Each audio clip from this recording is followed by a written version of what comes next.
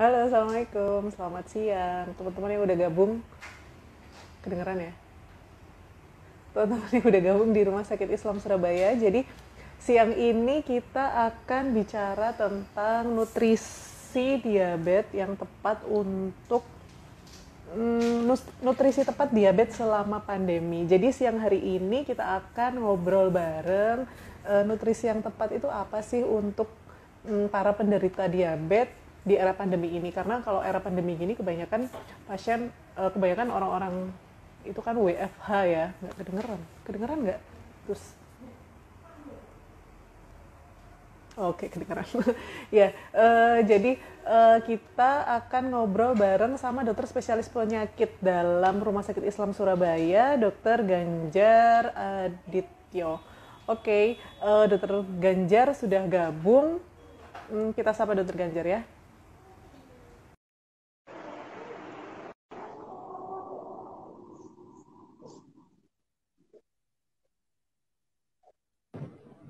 Aku wis nyambung sajane gak ketok.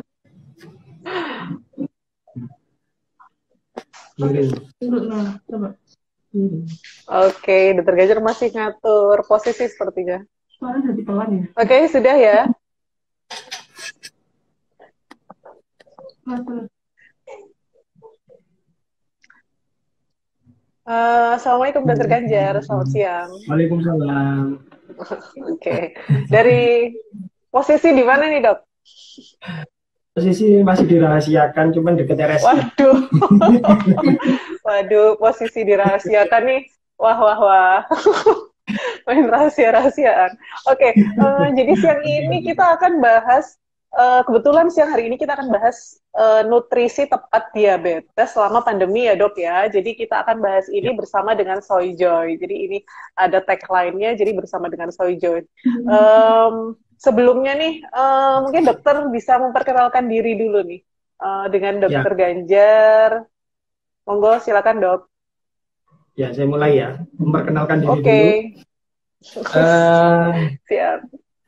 Assalamualaikum warahmatullahi wabarakatuh. Selamat siang. Terima kasih yang sudah bergabung pada acara Instagram Live ya kali ini. Saya di Betul. sini Dr. Jar Adityo Permadi, spesialis penyakit dalam. Kebetulan saya juga bertugas di Rumah Sakit Islam Surabaya yang Ahmad Yani. Jadi di sini saya diberikan amanat ya mungkin ya untuk Waduh. memberikan suatu sedikit informasi kepada teman-teman ataupun peserta yang hadir atau yang join di IG Live ini tentang beberapa poin tentang nutrisi diabetes saat pandemi. Ya itu saja sih perkenalan saya. Saya kembalikan Oke. ke hostnya. Oke, jadi siang ini kita akan ngobrol bareng Dokter Ganjar ya untuk teman-teman yang sudah ikut live. Kebetulan beliau praktek juga di Rumah Sakit Islam Surabaya setiap hari Selasa dan Kamis ya dok.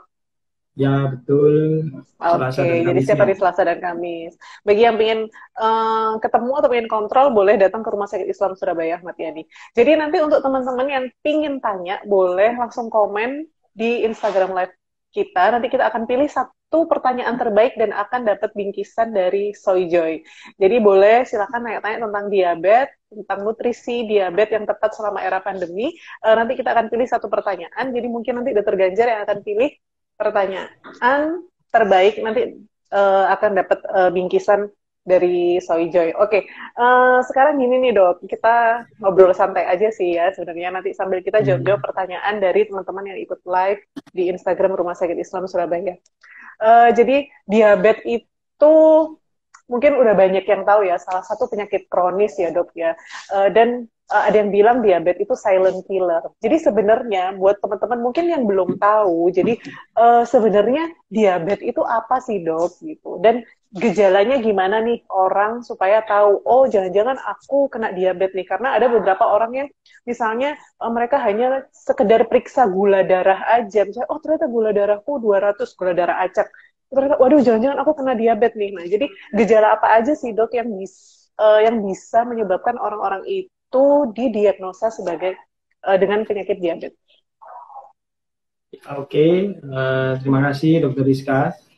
Eh, Sebagai mungkin pendahuluan ya, kalau banyak Ya, orang yang mungkin beberapa memang sudah banyak yang ngerti ya, diabetes itu apa sih? Ini kita review lagi. Jadi kalau diabetes mellitus ya, namanya diabetes ya, mellitus. Jadi secara definisi aja diabetes mellitus kencing manis. Jadi asal muasalnya memang ditemukan air kencing dari penderita diabetes itu manis karena banyak gula yang dibuang lewat urin. Jadi kalau secara terminologi kata memang kencing manis.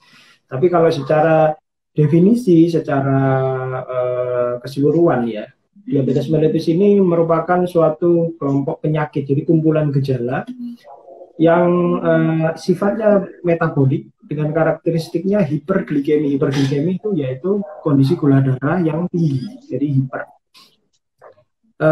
Penyebabnya ada dua, jadi satu kelainan dari atau berkurangnya sekresi dari organ yang memproduksi insulin, yaitu sekresi dari pankreas.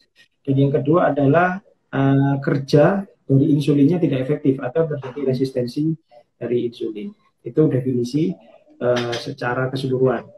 Kemudian kapan sih orang itu kok dikatakan diabetes? Nah, itu memang banyak ya kriteria-kriteria kapan pasien ini dikatakan diabetes. Kalau kita mengacu pada kriteria yang kita pakai secara nasional di Indonesia ini, pasien diabetes itu kalau kita temukan ketika gula darah puasa, ketika sudah puasa minimal 8 jam untuk berpuasa, kita periksa gula darahnya, dia mendapatkan gula darah lebih dari 126 mg per desiliter.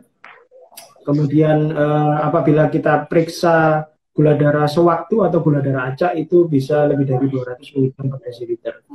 Atau mungkin HbA1c-nya lebih dari 6,5%. Dan otomatis itu kriteria itu tidak harus ada semua. Mungkin salah satu sudah bisa dikatakan diabetes. Kemudian keluhannya apa sih biasanya yang muncul sebelum kita periksa-periksa itu pasti kan pasien ataupun orang-orang yang mungkin yang di dekat kita atau kenalan kita itu tanya kapan ya kita periksa diabetes ya. Keluhan apa ya biasanya yang kita perlu aware atau yang kita perlu waspadai. Jadi diabetes itu punya gejala klasik ya.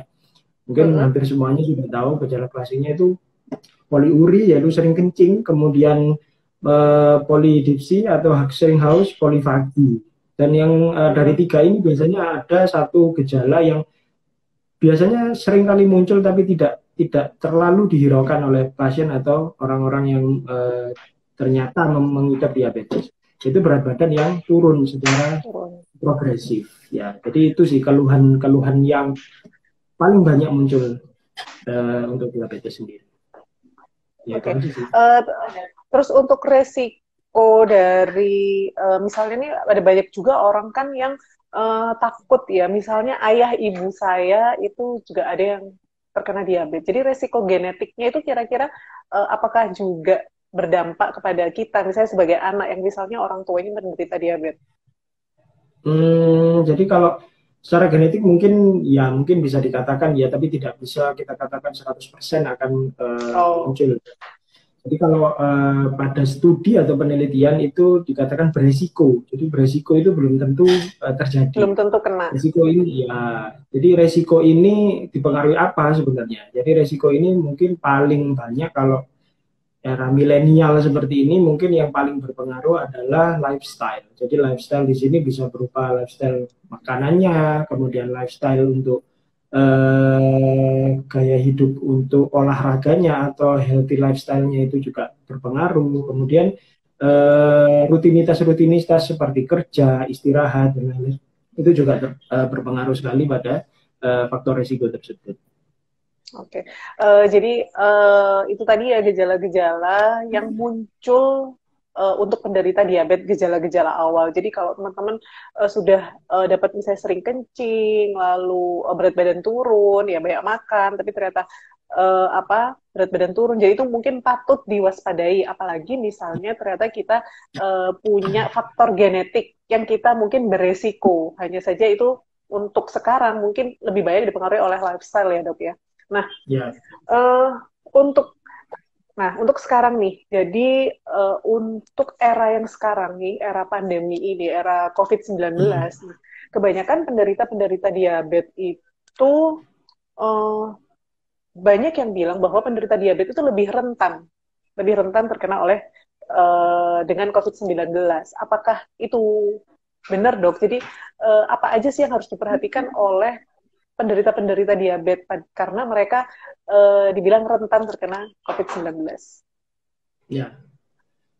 Jadi kondisi pasien diabetes ini perlu kita ketahui bersama ya. Jadi pasien diabetes itu secara basic atau secara dasar pasien-pasien atau orang-orang yang dengan status menyandang diabetes itu sudah termasuk kategori pasien atau orang-orang dengan imunokompromis, yaitu orang-orang dengan kecenderungan imunitas atau pertahanan tubuh yang lebih rentan dibandingkan dengan orang-orang normal yang tidak mempunyai diabetes atau dengan kondisi gula darah yang normal.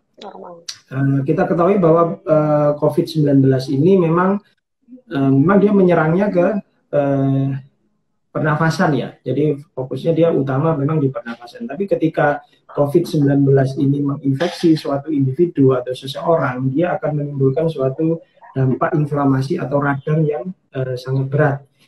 Nah, apabila pasien diabetes tersebut yang dengan kondisi imunitas yang basicnya sudah tidak seperti orang normal, maka ketika terjadi infeksi atau paparan terhadap COVID, kondisinya akan lebih cepat memburuk atau mungkin keluhan atau gejalanya akan lebih berat dibandingkan orang-orang yang tidak mempunyai diabetes. Jadi memang dasarnya pasien-pasien diabetes ini memang lebih rentan karena sistem atau pertahanan tubuhnya memang sudah berkurang dari awal.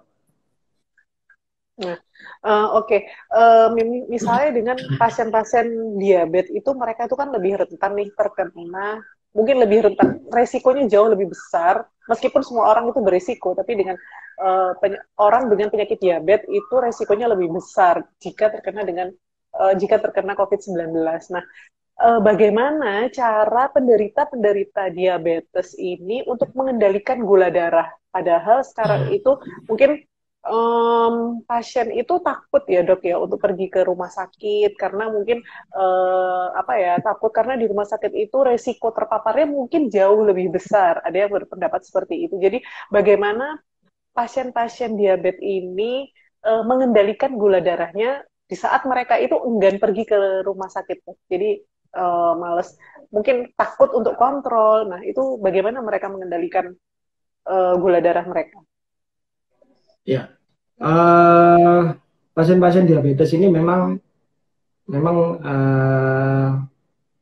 kunci dari perawatan dari pasien diabetes adalah satu memang self management untuk glycemic controlnya ya. Jadi glukosanya harus bisa dimonitor sendiri. Lebih bagus kalau untuk masa pandemi ini memang banyak yang takut untuk datang ke rumah sakit dengan segala risiko. Kemudian bagaimana ya caranya supaya gula saya ini lebih mudah terkontrol gitu.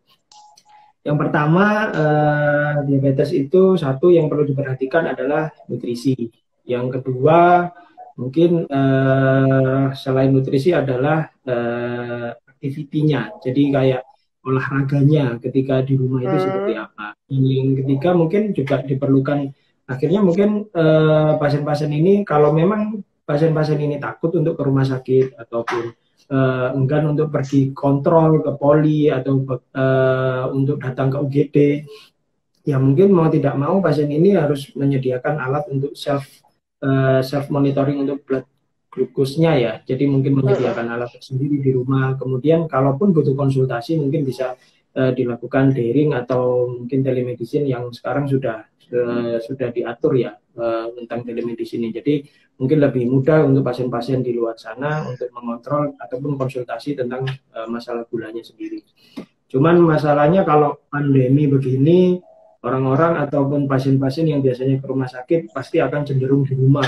Jadi yang perlu diwaspadai kalau cuma di rumah aja biasanya aktivitasnya pasti berkurang. Kemudian mau olahraga juga malas di rumah, olahraga apa ya di dalam rumah kan ya.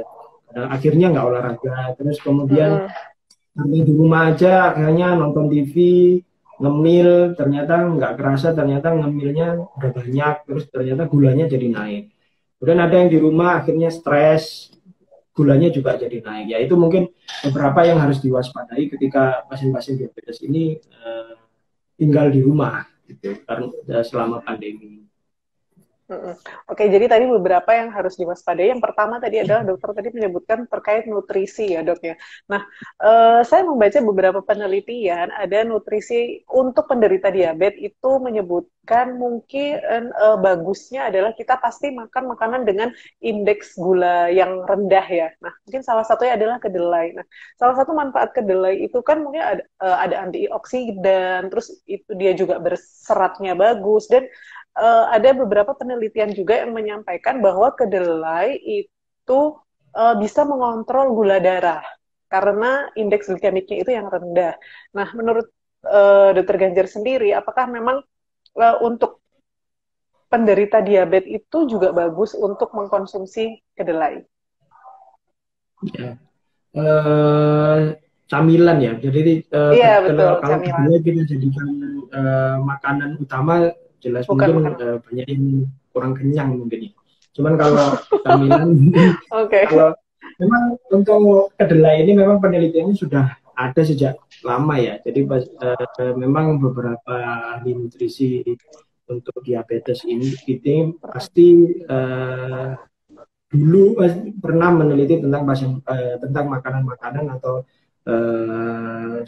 istilahnya makanan pendamping, makanan utama yang punya glycemic index yang aman untuk pasien-pasien diabetes. Beberapa penelitian sudah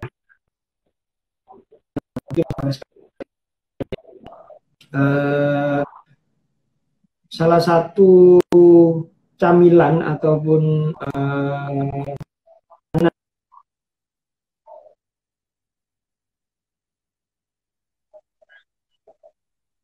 Lemak.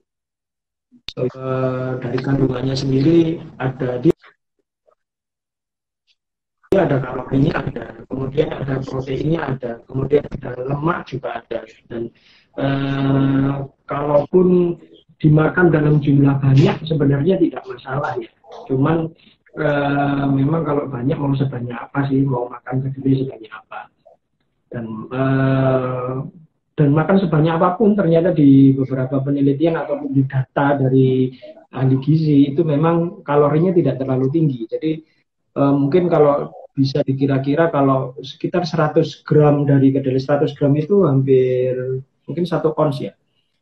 1 ons itu 100 gram. 100 gram itu mungkin hanya total kalorinya itu hanya sekitar 130 kalori. Jadi kalaupun mau makan banyak ya nggak masalah sih, maksudnya kalau untuk cemil ya nggak masalah. Dan enaknya lagi ada antioksidan di sini juga penting sekali untuk membantu pertahanan tubuh. Kemudian lemaknya juga walaupun fatnya itu juga ada, jadi fatnya nabati ya, jadi karena dari tumbuhan jadi lemak nabati ini juga ternyata bagus juga untuk pasien-pasien diabetes. Kalau untuk selama pandemi ini mungkin yang tadi saya sebutkan ya, kalau di rumah mungkin cuma nonton TV, kemudian aktivitasnya hanya minimal. Kalaupun mau ngemil-ngemil ya mungkin kita cari cemilan ataupun makanan pendamping yang istilahnya glycemic indexnya tidak terlalu tinggi. Ya salah satunya kedelai itu. Kemudian Oke, jadi apakah makanan lain boleh ya? Boleh, cuman ya cari yang glycemic indexnya tidak tinggi atau di bawah 55 patokannya gitu. Cuman ya itu agak susah juga kalau nyari makanan kayak gitu di pandemi ini. Oke, jadi kedelai itu hanya sebagai makanan pendamping ya dok ya, bukan makanan utama bagi penderita diabetes. Jadi kayak semacam Ya. cemilan. Jadi karena kita stay di rumah, jadi lebih baik kalau mau ngemil makanan yang mengandung kedelai. Contohnya soy joy. Ya dok ya. Oke. Oke. Kita masuk ke pertanyaan nih dok. Sudah ada beberapa pertanyaan yang masuk. Jadi yang pertama. Ini pertanyaan dari 28 Trisakti 75. apakah orang yang obesitas atau kelebihan berat badan sudah pasti beresiko kena diabetes, sedangkan kita punya kolesterol dan asam urat? Oke, itu pertanyaannya. Jadi apakah orang obesitas itu pasti beresiko kena diabetes, dok? Ya, disebutkan bahwa kalau seseorang itu mempunyai berat badan yang berlebih, mulai dari overweight atau obesitas, itu sudah termasuk kondisi sindroma metabolik. Jadi kalau sudah masuk sindroma metabolik, resiko untuk terjadi resistensi insulin itu sudah ada. Jadi ketika sudah ada resistensi insulin, maka kondisi atau jatuh pada kondisi diabetes itu mungkin. Dan berapa kali itu kita tidak tahu kapan orang tersebut akan terkena diabetes, itu kita tidak bisa memprediksi. Tapi beresiko, ya kalau beresiko itu karena sudah masuk ke sindroma metabolik. Oke, jadi untuk trisek 28 trisek 75, jadi untuk orang dengan obesitas atau kelebihan berat badan, kalau beresiko itu lebih beresiko ya, karena dia sudah masuk ke dalam sindrom metabolik. Oke, kita masuk pertanyaan kedua nih dari Mbak Itus, dari Hidayat Tuzi. Oke, ini pertanyaannya mungkin tadi udah dibahas nih. Dokter tanya dong, selama pandemi kan banyak yang WFH atau di rumah aja. Kira-kira jajan atau camilan apa yang boleh dan direkomendasikan buat para penderita diabetes mellitus ya, Dok? Maksudnya bahan utama atau ingredient jajannya. Oke, jadi tadi sudah disebutkan ya, cemilan boleh nyemil, tapi kalau untuk orang diabetes harus benar-benar. Jadi ada 3 ya. Jadi 1, kita cari cemilannya yang glycemic index-nya tidak terlalu tinggi.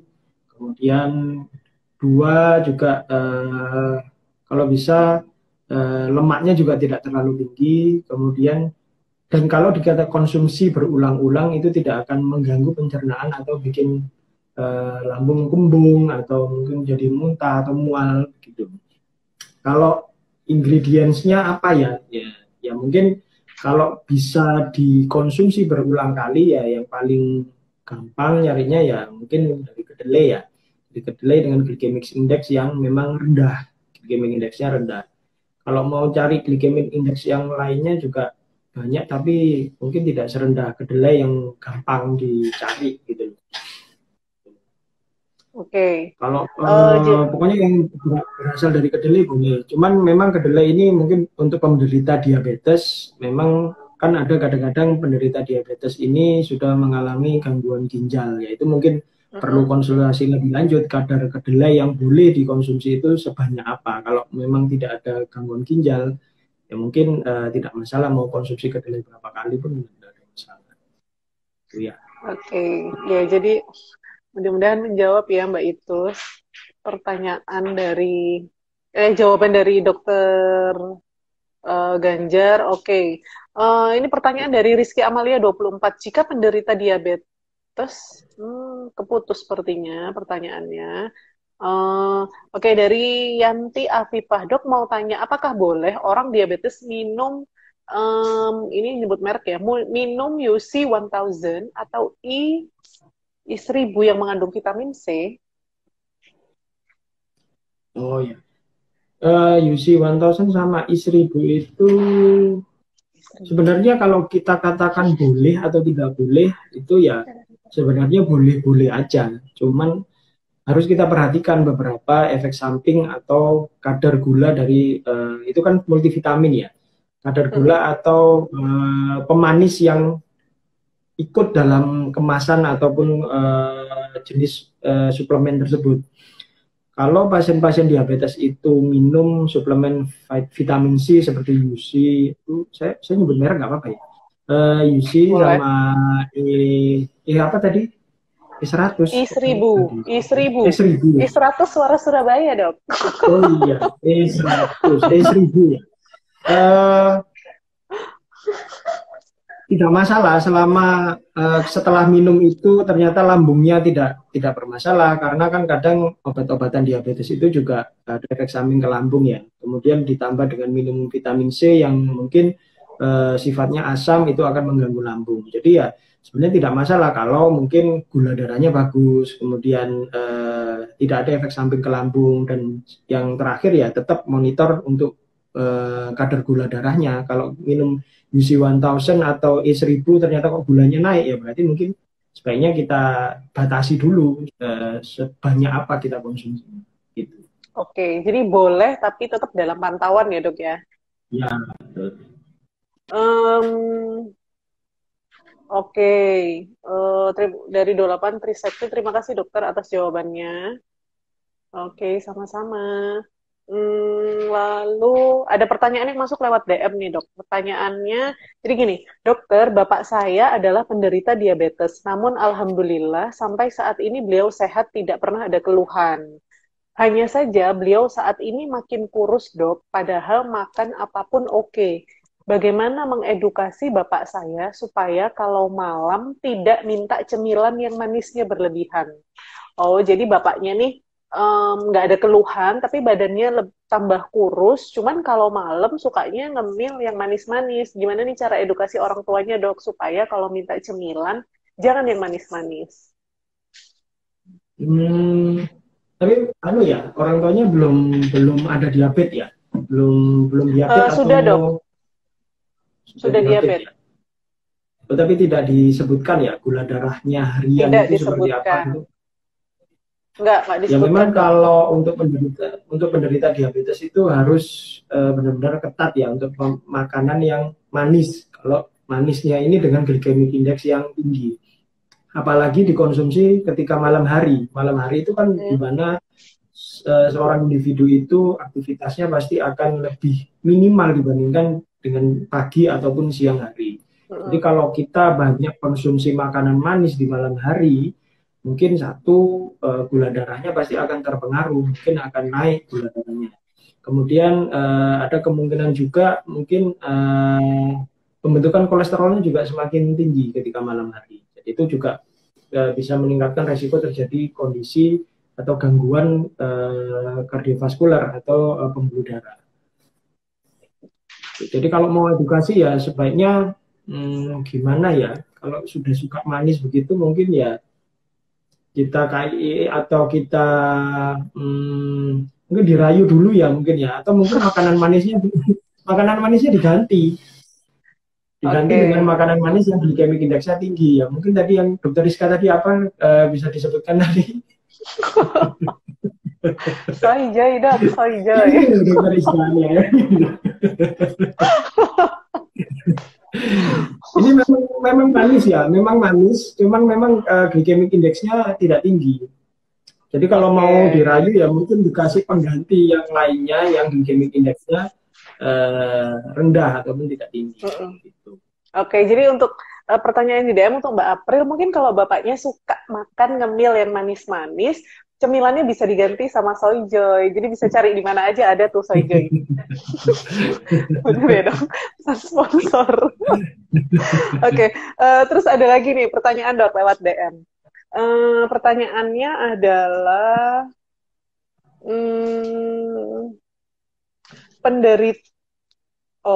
bagaimana cara mengontrol gula darah dalam tubuh agar tetap stabil? Pasalnya, ada salah satu keluarga saya yang bosan makan kentang nasi merah dan makanan pantangan lainnya. Takut, kok agak membingungkan ya. Takut tidak bisa tarak makan tambah nggak karuan di situasi seperti ini. Oh, jadi di situasi seperti ini keluarganya itu ada salah satu keluarga mungkin ya, ini salah satu keluarganya penderita diabetes. Gimana caranya supaya mengontrol gula darahnya tetap stabil dok? Sedangkan salah satu keluarganya ini bosen makan kentang, makan nasi merah, dan makan makanan yang lain. Gimana caranya supaya gula darahnya tetap terkontrol? Gimana dok? Ya, jadi mungkin makanannya mungkin sudah benar ya dengan glycemic index yang makanan pokok ya itu tadi ya. Jadi kalau bosen ya makanan pokoknya ya tadi memang untuk nutrisi buat diabetes ini memang agak gampang-gampang susah ya. Jadi memang beberapa pasien itu sampai perlu kita konsultasikan ke ahli gizi supaya mendapatkan variasi makanan yang tidak terlalu monoton. Karena ketika makanan itu monoton, malah nanti penderita diabetes itu malah males makannya. Kalau males makan gini kan juga lebih susah. Obatnya jadi mungkin ada yang nggak diminum kalau tidak makan, itu kan ada. Nah, kalaupun bosen dengan makanan-makanan itu, ya mungkin ya itu tadi kuncinya, kita cari variasi ataupun makanan lain ataupun makanan pendamping dengan glycemic index yang tidak tinggi. Kalaupun butuh mungkin bisa konsultasi ke ahli gizi untuk variasi makanannya gitu. Jadi konsultasinya pun juga tidak harus pasien itu datang ataupun harus ke poli, itu kan tidak harus. Mungkin bisa pakai telemedicine juga bisa. Variasi di sini memang penting karena ya pandemi ini kan memang lama ya, jadi bukan cuma 1 minggu ataupun 2 minggu. Jadi ya wajar kalau beberapa pasien-pasien diabetes itu boring ataupun bosan dengan menu makanan yang dikonsumsi. Ya itu makanan pendamping yang penting. Oke, untuk ini pertanyaan kebetulan dari DM oleh Mbak Nadia Septa. Mungkin Mbak Nadia Septa, kalau misalnya bosan dan tadi disarankan oleh Dr. Ganjar untuk konsultasi ke ahli gizi, bisa konsultasi ke ahli gizi di Rumah Sakit Islam Surabaya. Jadi kita hari Senin sampai hari Sabtu insya Allah, atau hari Jumat kita ada poli gizi. Jadi kalau pingin, saya kayak bosen nih, aku makan makanan yang seperti itu, mungkin nanti bisa kontrol dulu ke Dokter Ganjar, nanti Dokter Ganjar bisa kasih pengantar untuk kontrol di ahli gizi di Rumah Sakit Islam Surabaya. Oke. Lalu ada pertanyaan selanjutnya nih dok, dari dokter, kebetulan ini dokter nih kayaknya nih, dari Dokter Dila Anissa. Pertanyaannya gini dok, penderita diabetes boleh mengkonsumsi madu nggak dok? Kalau boleh, seberapa banyak dalam 1 hari? Boleh nggak digabung dengan vitamin C? Jadi ada 3. Boleh nggak konsumsi madu? Kalau boleh, seberapa banyak? Boleh nggak digabung dengan vitamin C? Ya, madu ya. Madu itu memang kalau kita masukkan ke mana ya, glycemic index yang mana ya? Mungkin glycemic indexnya sedang ya kalau madu itu. Glycemic index sedang itu juga tidak terlalu tinggi, tidak terlalu rendah. Kemudian kita kombinasi dengan vitamin C.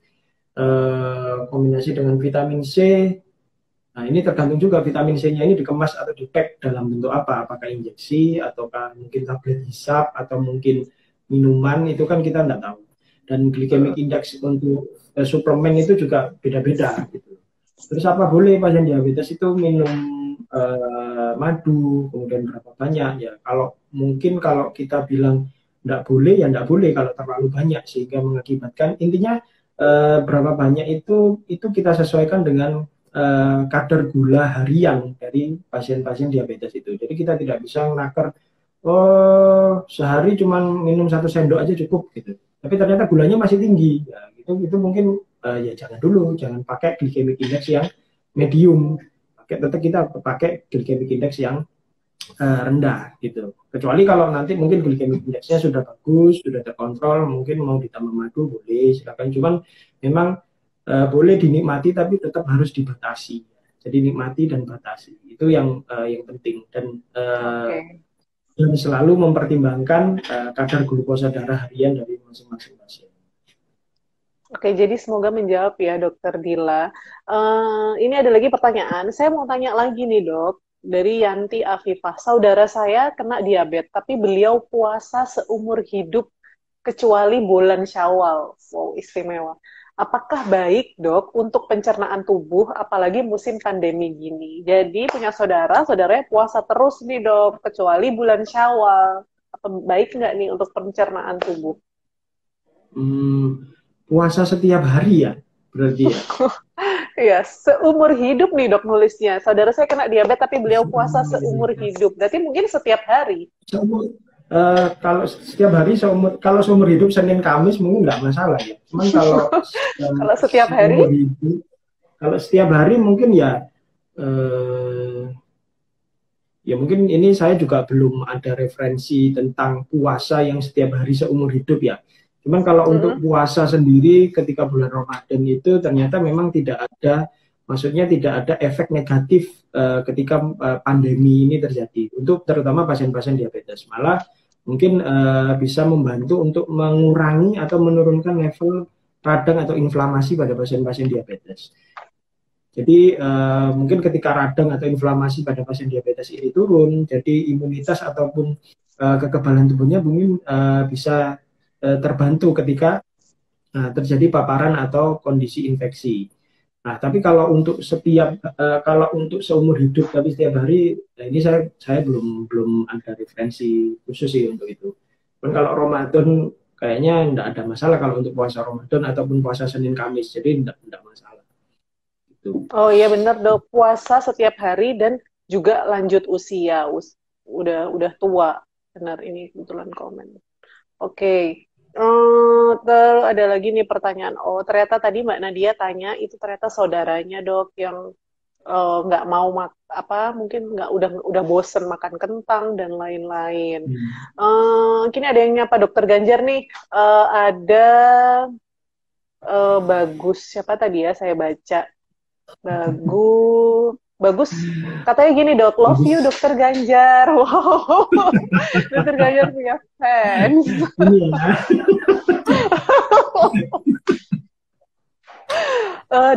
Dapat love tuh dari dokter Ganjar. Oke, pertanyaannya dok dari Jovita Serapin. Dok, berapa batas aman ngemil kedelai per harinya untuk penderita diabetes? Kalau untuk batas aman ya, jadi yang perlu kita ketahui untuk penderita diabetes itu yang satu untuk kalorinya. Jadi kalori per hari itu juga harus dipertimbangkan. Batasannya adalah kalori per hari ini apakah sudah terpenuhi atau tidak. Jadi misal seorang pasien ini sudah makan jatahnya per hari ketika dihitung ternyata cuma 1.800 kalori dalam satu hari, dan pasiennya sudah makan makanan besar sudah 3 kali, misal per kali makan 500 kilokalori, sudah 1.500 kilokalori. Sisanya 300 kilokalori mungkin kita ambil dari makanan pendamping. Nah ini yang mungkin kita jadikan acuan berapa banyak sih kedelainya ini bisa kita konsumsi. Kalau untuk kedelai kalau kita nyari kedelai sendiri mungkin agak susah ya, nakernya itu kan susah kan ya. Tapi kalau mungkin kita cari yang kemasan yang sudah ada, biasanya kan sudah ada kandungannya, ini berapa kalori, sekali makan berapa kalori, mungkin itu lebih gampang. Jadi itu untuk berapa banyaknya gitu berdasarkan kalori atau kebutuhan kalori yang dibutuhkan dari masing-masing individu selama satu hari. Dan perlu diperhatikan juga protein itu juga ada di dalam kedelai ya. Jadi kalau protein ini juga terlalu berlebihan, apalagi kalau pasien diabetesnya ini sudah ada gangguan ginjal, itu juga berbahaya. Jadi ya memang patokannya ada kalorinya, kemudian proteinnya juga kita harus pantau. Oke, jadi tetap boleh jadi sesuai dengan kebutuhan kalori ya dok ya, untuk mengkonsumsi kedelai seberapa banyaknya. Oke, terus ada lagi nih yang banyak nih kayaknya yang nyapa dokter Ganjar siang ini ya. Ada Jovita sudah, ada Brianer ganteng dokternya. Wow, silakan dok dijawab dok. Oke, terus ada lagi Deadpool Ganjar #Ganjar Nation. udah punya klub ini dok, punya fans ya dok ya, udah punya fans club. Dari Jovita Serapin, terima kasih dok. Ada lagi pertanyaan. Tadi ada yang tanya gini nih, ada suplemen tambahan nggak untuk penderita diabetes dok? Untuk suplemen tambahan ya, kalau untuk masa pandemi ini yang mungkin yang kita concern ya ketika pandemi ini ya. Ketika pandemi ini mungkin suplemen tambahan yang penting untuk pasien-pasien diabetes adalah suplemen yang bisa membantu meningkatkan daya tahan tubuh atau imunitas dari pasien diabetes. Yang paling gampang untuk kita dapatkan sehari-hari mungkin vitamin C dengan tambahan mungkin zinc. Jadi vitamin C dan zinc. Jadi kalau vitamin C ini mungkin ya dalam sehari kita minimal butuh 200 mg per hari. Kemudian untuk zinc-nya ini bisa kita dapatkan dari makanan juga bisa. Kemudian kalau mau nambah suplemen ya boleh. Kalau memang makannya tidak terlalu banyak bisa ditambah dengan suplemen. Jadi yang penting mungkin itu ya yang benar-benar dibutuhkan untuk pasien-pasien diabetes ini di era pandemi. Oke, itu aja ya dok. Nah, ini ada lagi pertanyaan dari Amel Nanindra. Dok, untuk jadwal makan dari pasien diabetes bagusnya seperti apa? Kalau jadwal makan memang pasien itu kebiasaannya beda-beda ya. Jadi ada pasien yang pertama kali datang dengan kebiasaan dia makan sehari 4 kali, itu makan besar ada. Ada pasien yang sehari makannya cuma 2 kali itu ada. Ada yang pasien makannya 3 kali juga ada. Kalau berapa kali pasien-pasien ini makan, ya mungkin idealnya kalau makan besar itu 3 kali, kemudian sisanya adalah makanan pendamping. Mungkin bisa sampai makanan pendamping juga bisa sampai 3 kali. Cuman apakah harus semua pasien diabetes seperti itu? Ya tidak harus. Itu kita kembalikan lagi pada kondisi atau blood glucose harian dari pasien tersebut. Jadi kalau memang gulanya ternyata dengan makan 3 kali bagus, ya boleh makan 3 kali sehari dengan kadar yang biasa dia makan. Tapi kalau sudah makan 3 kali sehari, tapi ternyata gulanya tinggi sekali. Nah itu gimana dok? Ya mungkin makanannya, menunya apakah sudah benar gitu. Kemudian apakah obatnya sudah diminum gitu. Nah itu memang tidak bisa kita jadikan patokan harus makan berapa kali, harus kalau makannya banyak harus dikurangi sampai berapa banyak, itu memang tidak ada patokan yang pasti. Jadi itu kita sesuaikan untuk masing-masing individu. Itu makanya pentingnya untuk tetap memantau gula darah sendiri itu memang masih penting. Oke, jadi untuk Mbak Amel Nanindra yang bertanya tentang jadwal makan, jadi karena pasien diabetes itu sifatnya individual ya dok ya. Jadi satu individu dengan individu yang lain belum tentu sama nih cara mengatur jadwal makannya, karena kita harus menyesuaikan kadar gula darah di setiap individu tersebut. Jadi mungkin nanti tetap disesuaikan, terus obatnya diminum, nanti bisa dikontrol.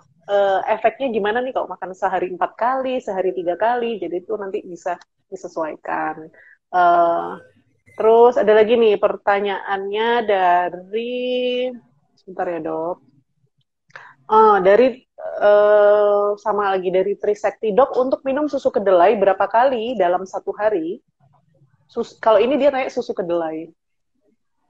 Kalau susu kedelai, jadi mungkin ada perbedaan kalori juga ya antara susu kedelai dengan kedelai yang dimasak atau direbus ya. Saya tidak ingat secara pasti, cuman memang perbedaan kalorinya tidak terlalu banyak kalau nggak salah. Jadi memang hitungannya per 100 gram itu mungkin bisa sampai 140 atau 150. Ya itu memang kita sesuaikan lagi seperti yang tadi, berapa banyak kedelai yang bisa kita makan. Kita sesuaikan dengan kebutuhan kalori masing-masing orang per harinya. Kalau sudah tercukupi dengan makanan utamanya, berarti sisanya itu mungkin bisa kita alokasikan untuk susu kedelainya atau mungkin cemilan kedelainya. Jadi kayak gitu. Jadi kalaupun mau mengkonsumsi susu kedelai mungkin 2 kali dan sehari juga masih tolerable ya, masih bisa dikonsumsi. Untuk sehari 2 kali gitu mungkin masih masuk akal. Cuman ya itu dikembalikan lagi untuk masing-masing individu, terlalu kenyang atau tidak untuk minum susu kedelai sehari 2 kali atau cukup, ya itu nanti dikembalikan lagi untuk monitor gula darahnya masing-masing. Oke, jadi masih boleh ditoleransi 1 hari 2 kali untuk minum susu kedelai. Lalu ada lagi nih pertanyaannya, dok mau nanya lagi nih, orang diabetes apakah boleh makan tahu tempe yang kandungannya kedelai? Soalnya saya pernah dibilangin tahu tempe itu makanan yang tidak sehat. Jadi apakah benar dok kalau tahu tempe itu makanan yang nggak sehat? Jadi sebenarnya orang diabetes itu boleh nggak sih makan tahu tempe? Kalau tahu tempe itu kan memang bukan murni kedelai ya, jadi mungkin ada fermentasinya. Mungkin kalau kita konsumsi terlalu banyak, satu mungkin bisa asam urat juga bisa naik, bisa tinggi. Kemudian untuk pasien-pasien yang diabetes dengan kondisi gangguan ginjal juga itu mungkin juga tidak terlalu baik ya kalau tahu tempenya terlalu banyak. Jadi memang butuh istilahnya perhitungan yang tepat berapa banyak di tahu tempe yang harus dikonsumsi. Kalau terlalu banyak memang tidak baik gitu. Itu makanya pentingnya kadang-kadang kita mengkonsultasikan beberapa pasien diabetes itu ke ahli gizi supaya pasien-pasien tersebut punya catatan, ini saya boleh enggak makan tempe ini dalam sehari ini, boleh kayak gini, boleh sebanyak ini, atau boleh berapa kali. Itu memang perlu dikonsultasikan ke ahli gizi supaya ketika di rumah itu juga tidak bingung. Apalagi kalau pasien-pasien diabetes itu ada gangguan ginjal, ya itu yang perlu kita perhatikan. Oke, jadi tetap butuh konsultasi lagi ke ahli gizi. Semoga menjawab ya Mbak Yanti Afifa. Pertanyaan lagi dari Budi Harya, Dok. Dok, ada nutrisi khusus nggak untuk penderita diabetes saat pandemi seperti ini? Kalau nutrisi khusus, sepertinya kok tidak ada ya yang khusus ya. Jadi intinya kalau pasien diabetes selama pandemi ini untuk nutrisi yang penting adalah batasi gula, garam, sama lemak. Jadi ya, gula, garam, sama lemak ini juga benar-benar harus tidak boleh berlebihan. Karena efeknya untuk pasien diabetes bisa sampai ke satu, kondisi gula darahnya bisa naik, kemudian meningkatkan resiko terjadinya gangguan kardiovaskular. Jadi kalau nutrisi khusus saya kira tidak ada ya. Kalau mungkin suplemen untuk meningkatkan jadi seperti vitamin dan zinc, ya seperti itu. Kalau untuk nutrisi nggak ada yang jadi khusus suplemen. Oke. Ada lagi nih Dok, pertanyaannya banyak ya Dok, pertanyaannya. Dari Martina Fatilova. Halo Mbak Lova. Dok, untuk buah yang boleh dikonsumsi penderita diabetes apa ya Dok? Kalau buah ini banyak ya. Rata-rata buah itu mempunyai glycemic index yang medium ya. Jadi yang banyak kita temui itu medium, bukan yang rendah banget gitu ya, bukan. Cuman beberapa yang harus dihindari, memang kalau kita sebutkan banyak. Yang harus dihindari mungkin salah satunya dengan glycemic index yang tinggi, mungkin seperti semangka itu kita harus hindari karena glycemic indexnya di atas 55, di atas 60. Jadi kalau kita konsumsi buah itu ya jangan, karena itu bisa meningkatkan kadar gula darah secara cepat. Oke.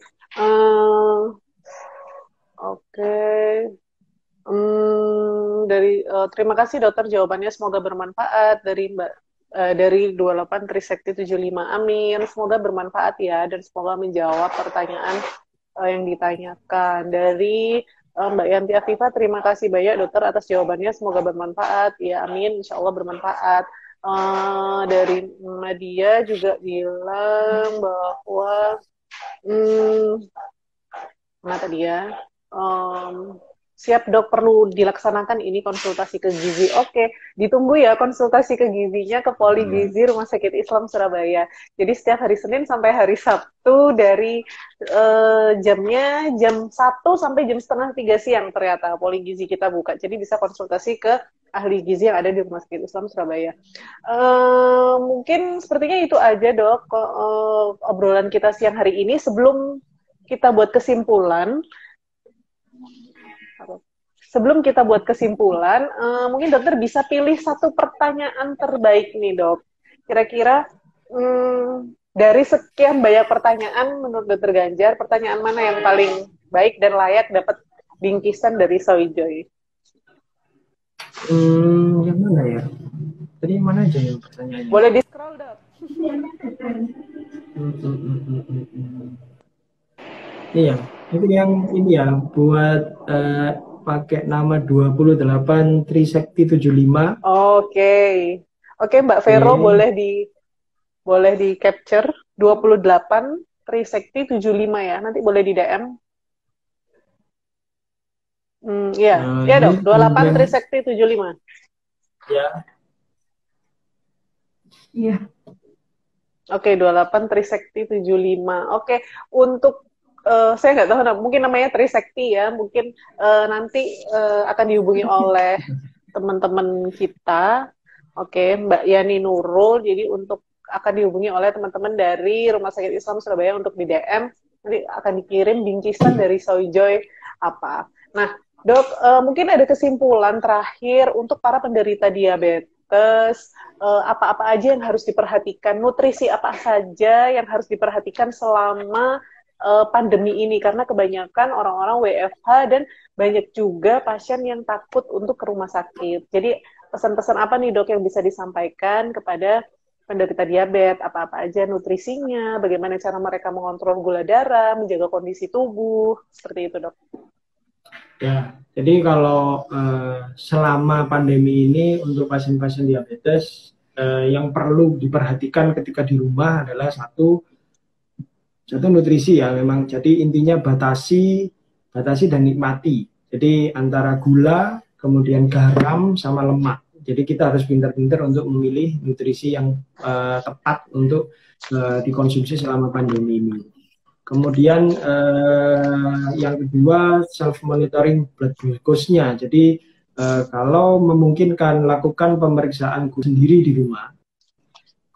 Jadi ketika terjadi lonjakan atau terjadi gangguan dari glukosa darah yang diperiksa di rumah, mungkin bisa dilanjutkan dengan konsultasi dengan dokter.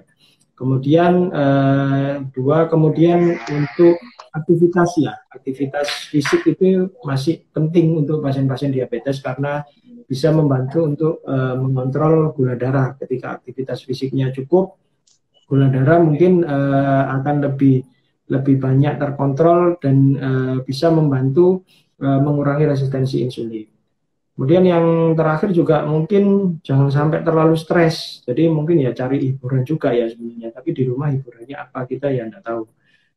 Mungkin bisa lewat dari sosial media juga bisa. Kemudian intinya jangan sampai stres. Karena stres kemudian sampai nggak bisa tidur itu juga bisa mempengaruhi kadar gula darah pada masing-masing penderita.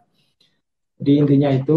Jadi satu nutrisinya, kemudian pemantauan gula darahnya, aktivitas fisik, kemudian jaga emosi atau stres dari masing-masing individu.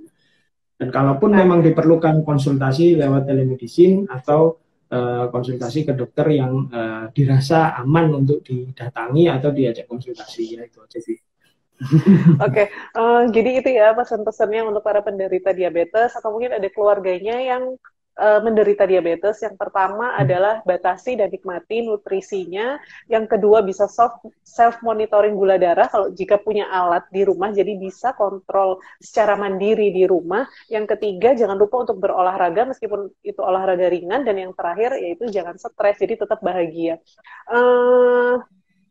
Untuk teman-teman semua yang kalau ingin kontrol atau ingin konsultasi lebih lanjut tentang diabetes atau penyakit-penyakit yang lain, keluhan-keluhan yang lain yang berhubungan dengan penyakit dalam, bisa konsultasi bersama dokter penyakit dalam kita di Rumah Sakit Islam Surabaya, salah satunya Dr. Ganjar. Dr. Ganjar praktek setiap hari Selasa dan Kamis, ya Dok?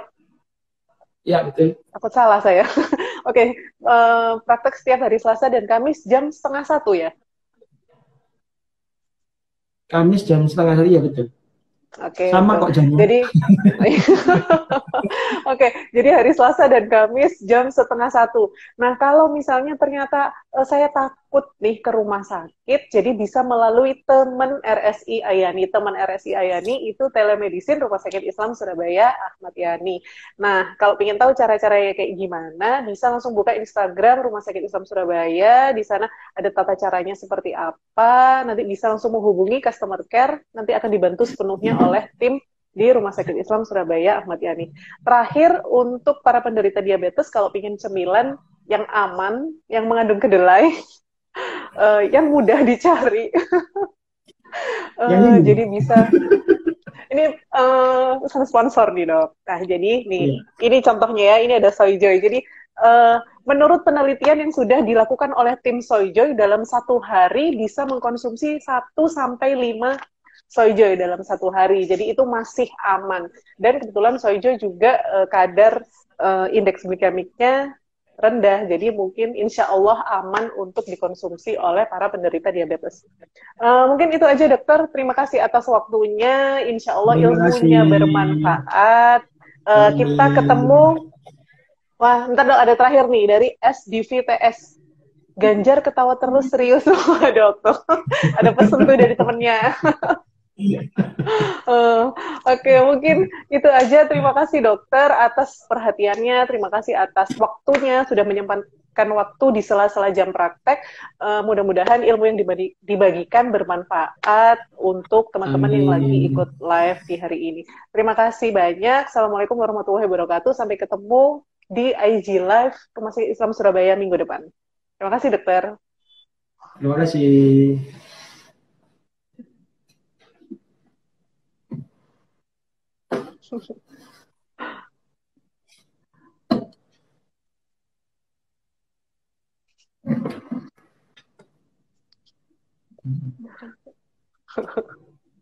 Itu disilang.